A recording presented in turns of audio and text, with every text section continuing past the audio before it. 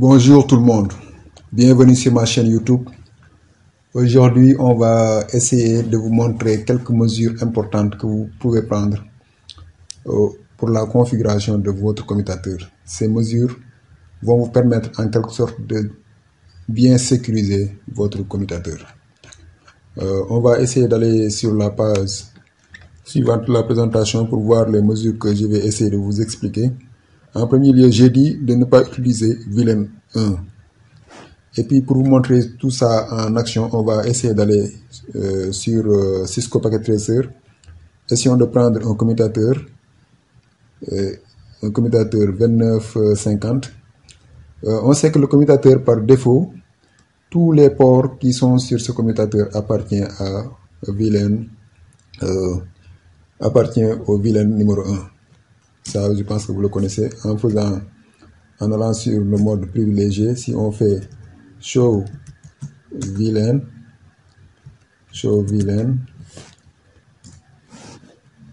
voilà, on va, attends, je vais essayer d'agrandir la fenêtre. Vous voyez que tous les ports appartiennent à VLAN numéro 1. Donc, ce que je vais vous conseiller, par exemple, si vous avez votre commutateur, en premier lieu, vous allez définir en quelque sorte les VLAN que vous voulez configurer sur ce commutateur. Imaginons que par exemple, on veut utiliser deux VLAN, à savoir, on va essayer de créer deux VLAN. Essayons de venir ici sur VLAN Database.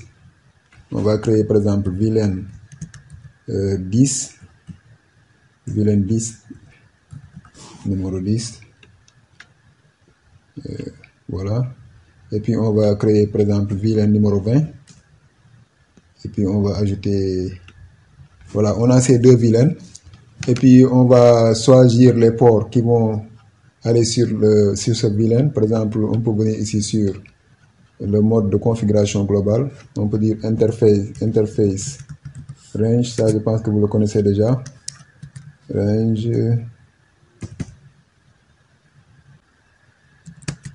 interface range, FA par exemple, FA 02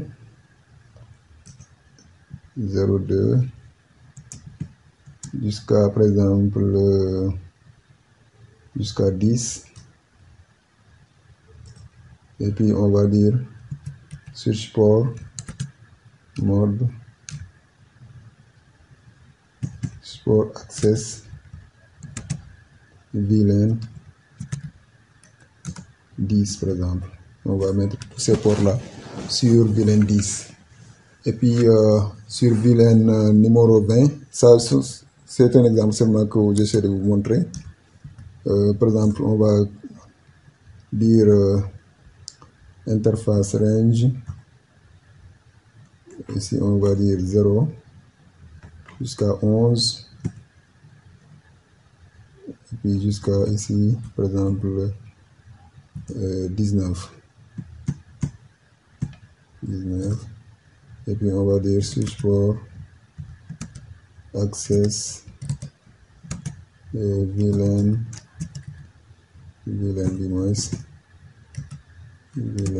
10, VLAN 20. Voilà, maintenant on a configuré par exemple nos ports sur ce commutateur. Par exemple, on a choisi deux VLAN qu'on veut créer sur notre réseau. Ça, c'est un exemple simple que j'ai de vous montrer. Essayons aussi de revenir sur le mode privilégié pour faire show VLAN. On va faire show VLAN. Quand on refait ici show VLAN, on voit que maintenant au niveau de VLAN 10, on a tous ces ports qui appartiennent à VLAN 10. Et puis au niveau de VLAN 20, on a tous ces ports. Maintenant, il reste ces ports. Imaginons que ces ports-là, on ne l'utilise pas. Je vous conseille de ne pas laisser ces ports sur le VLAN numéro 1. En premier lieu, c'est ça que vous allez faire. On va essayer de venir ici. On va créer un autre VLAN. On va créer un autre VLAN. Par exemple, je vais essayer de créer. C'est ça que je vous conseille de faire. On retourne ici sur VLAN. On va essayer de créer par exemple VLAN 169. Vous pouvez prendre n'importe quel numéro que vous voulez. vilaine numéro 169. Voilà. Voilà. Et puis on retourne ici sur la ligne de commande. Et puis on prend ces interfaces. Les interfaces qui sont sur vilaine numéro 1. C'est FA01, je vais le laisser. Je vais utiliser cette interface comme interface de tronc. Donc c'est FA003, 02. Non, on a FA0, non, 024, 023 et 020. Donc, on va dire, quand on retourne ici sur la ligne de commande, on va dire FA, interface range, on va dire FA0, 20 jusqu'à 24. Et puis on met switch port access vilaine 169. Voilà, ce vilaine là. Et puis ce vilaine, je vais le nommer. Je me suis trompé. Attends, je suis pas sur le mode de sur le mode de vilaine. C'est la raison pour laquelle je vais essayer de sortir ici. Et puis je vais dire vilaine 169. Et puis je vais dire name. Puis je vais dire réserve.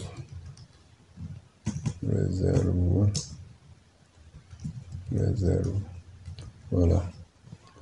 Voilà, excellent. Maintenant, donc ces ports-là, je les réserve là-bas. À chaque fois que on a besoin d'un port qu'on veut placer sur un autre vilaine, sur un vilaine donné, on va venir sur notre vilaine de référence qui est le vilaine 169 qu'on a réservé ici pour les ports qu'on ne veut pas utiliser. Et ce vilaine-là, on ne va rien configurer au niveau de ce vilaine. Il n'y aura pas de protocole de routage, il n'y aura rien. Donc les ports qui sont placés sur ce vilaine 169 qui est le vilaine réserve seront très sécurisés parce que si un individu mal intentionné connecte par exemple sa machine au niveau de ce port, il n'aura pas la possibilité de se communiquer sur le réseau parce que le vilaine est déjà isolé. Donc c'est ça l'avantage, quoi. Donc grosso modo, je pense que vous avez compris. Donc si on vient ici sur le show vilaine,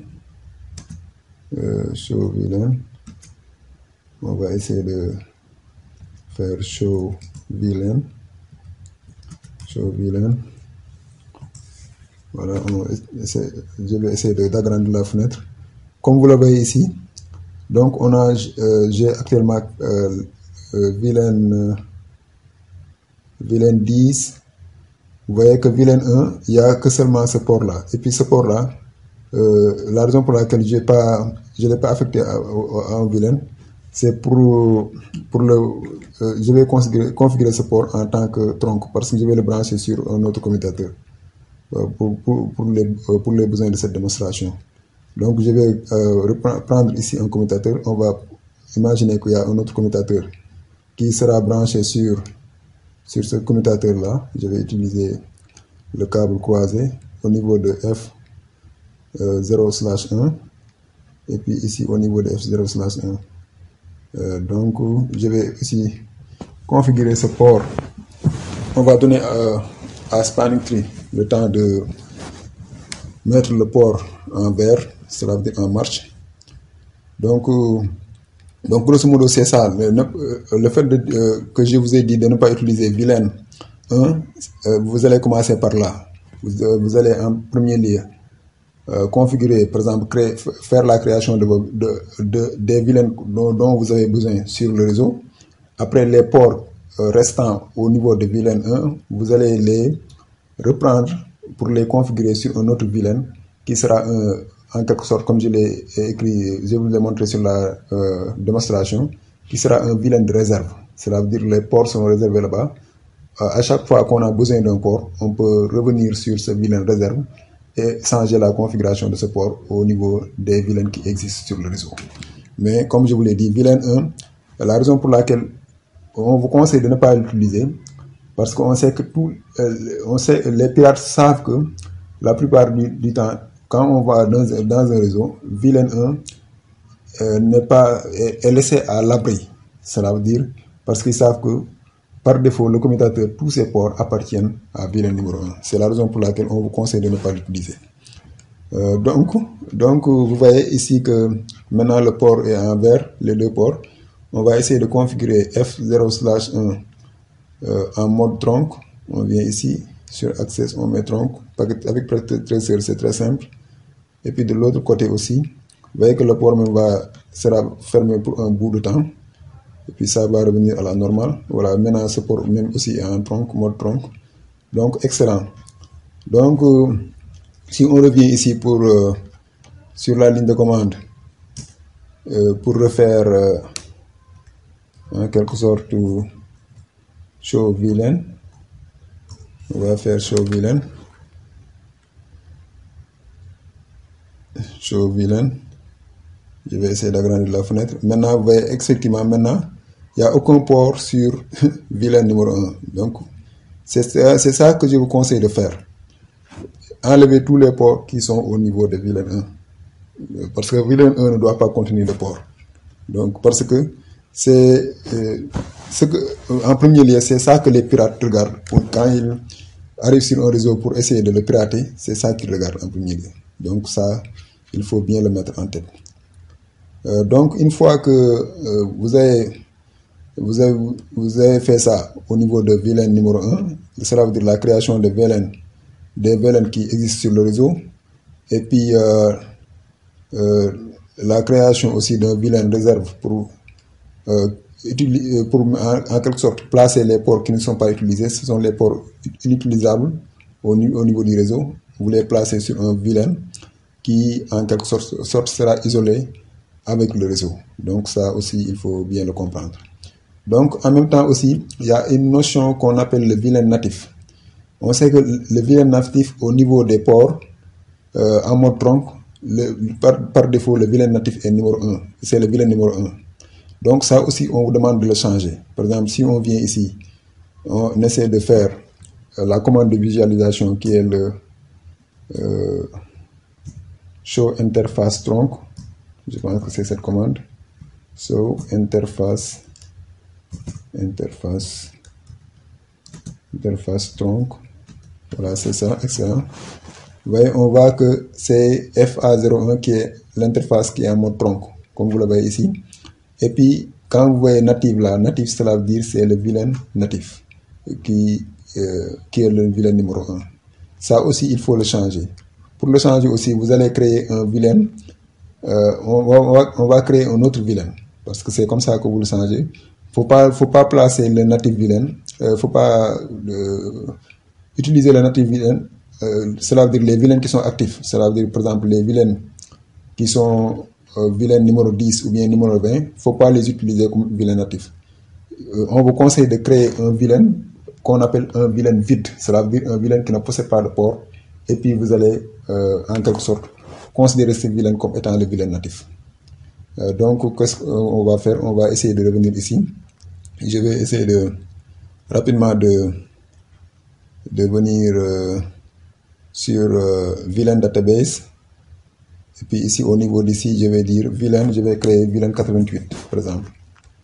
Et puis je vais acheter, c'est cette VLAN-là que je vais considérer comme étant le VLAN natif. Maintenant, le VLAN natif doit être le même au niveau de tous les ports qui sont au niveau du commutateur, ici. Donc, au niveau de ce switch aussi, on va essayer de venir ici sur VLAN database, on va créer VLAN 88. Puis on va ajouter. Donc, excellent. Donc, quand on fait ça là, maintenant pour changer le VLAN natif, vous allez sur l'interface, par exemple, qui est le port qui est en mode tronc, cela veut dire l'interface FA0/1. Et puis on vient ici, on va dire switch port. Au lieu de mettre la question de marque. Et puis vous mettez native,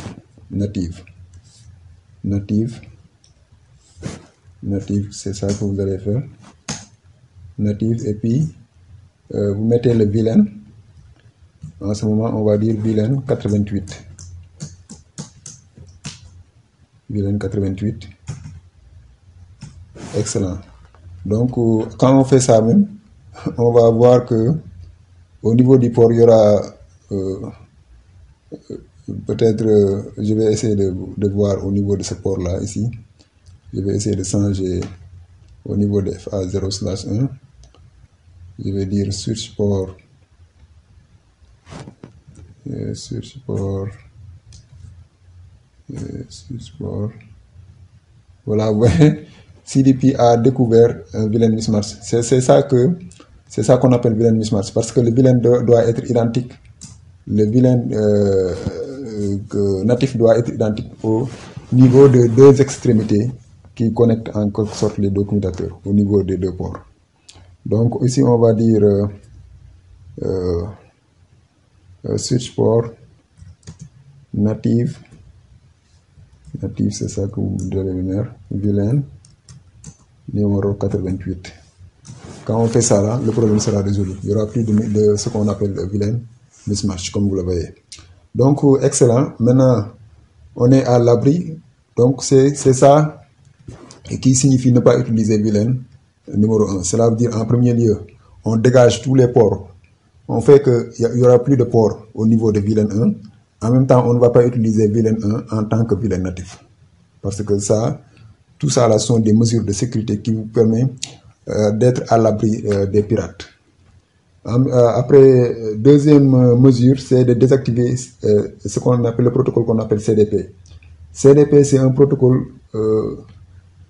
qui a une importance, mais la plupart du temps, vous n'avez pas besoin de CDP au niveau de votre réseau. C'est la raison pour laquelle on vous conseille de le désactiver. Parce que CDP, ça permet seulement de trouver par exemple, les appareils qui sont connectés. Par exemple, si on prend ce commutateur, ça lui permet de trouver les appareils qui sont connectés, les autres appareils qui sont connectés sur ce commutateur. Par exemple, si on fait ici show CDP, si on devait sur le mode privilégié, si on dit show CDP, vous voyez, il dit CDP is running. Cela veut dire CDP c'est activé par défaut. Et puis si on dit show CDP next, c'est cette commande-là qui lui permet de trouver les voisins. Vous voyez qu'il va découvrir l'autre switch qui est branché sur lui. On vous conseille de le désactiver parce que les pirates peuvent utiliser ça pour connaître en quelque sorte la physionomie de votre réseau. Donc c'est la raison pour laquelle on vous conseille de désactiver CDP. Pour désactiver CDP, vous allez sur le mode de configuration globale. Le mode de configuration globale, conft, et puis vous dites no CDP run. C'est ça c'est une commande assez simple. Quand vous le faites là, si on retourne ici pour faire show CDP, on voit qu'il dit CDP is not enabled. Donc, désactiver CDP parce que, comme je vous l'ai dit, rarement vous l'utilisez au niveau de votre réseau. Donc, même si vous voulez l'utiliser, vous pouvez revenir et activer ça. Une fois après l'utilisation, vous le désactivez. Donc, ça, je vous conseille de le faire. Troisièmement, mettez tous les ports qui ne sont pas tronc en mode access. Voilà, tous les ports qui ne sont pas en tronc, mettez-les en mode access. Ça, je pense que vous connaissez comment on le fait. Venez au niveau de venez au niveau de paquet tracer. Par exemple, si on va sur ce switch, on prend une interface, par exemple, prenons l'interface FA0/4, on va sur la ligne de commande, et puis vous faites switch port mode access. Ça permet de mettre le port en mode accès. Parce que le port en mode accès, le pirate n'aura pas la possibilité de faire ces manipulations. C'est la raison pour laquelle on vous conseille aussi de mettre tous les ports au niveau du commutateur en mode accès, les ports qui ne sont pas en mode tronc. Après, créer un vilain dédié uniquement pour la gestion du commutateur. Aussi, ça c'est très important. Par exemple, si on veut se connecter à distance au niveau du commutateur, on vous conseille aussi de créer un vilain uniquement dédié à ça. Par exemple, donc les machines qui seront sur ce vilain-là auront la possibilité, en quelque sorte, de se connecter au commutateur pour faire la configuration à distance. Donc on peut venir ici pour créer un autre VLAN. On va sur VLAN database par exemple. On va créer VLAN par exemple 109. Je prends des numéros au hasard, quoi. C'est à vous de voir les numéros qui vous conviennent. Et puis ce VLAN là, je vais le nommer.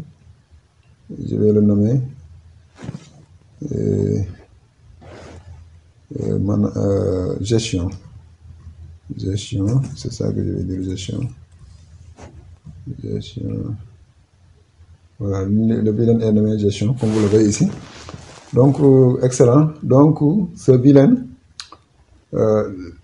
les machines ou bien la machine qui va se trouver sur ce VLAN aura la possibilité de se connecter sur ce commutateur pour faire la configuration, pour faire en quelque sorte la configuration à distance. Donc, grosso modo, c'est ça. Une fois que vous avez fait ça aussi, dernière étape que je vous conseille de faire aussi, c'est d'utiliser ce qu'on appelle port sécurité. Ça aussi, c'est un élément capital. Par exemple, vous allez au niveau des ports, au niveau d'ici, au niveau des ports du commutateur, pour tous les ports qui sont sur le commutateur, en quelque sorte, vous utilisez ce qu'on appelle, par exemple, si on retourne ici sur le port numéro 4, vous faites support, je pense que ça aussi j'ai fait une vidéo à propos de ça, port security, et puis vous mettez l'adresse MAC que vous voulez en quelque sorte, l'adresse MAC de la machine qui va utiliser ce port. Vous voulez MAC adresse, et puis vous prenez le MAC adresse, par exemple la machine, l'adresse MAC de la machine qui est connectée sur ce port, et puis vous l'ajoutez ici. Donc en ce moment, si vous faites ça là, ça sera uniquement cette machine qui possède cette adresse MAC qui aura la possibilité d'utiliser ce port. Ça aussi c'est un élément de sécurité capital et fondamental pour le commutateur.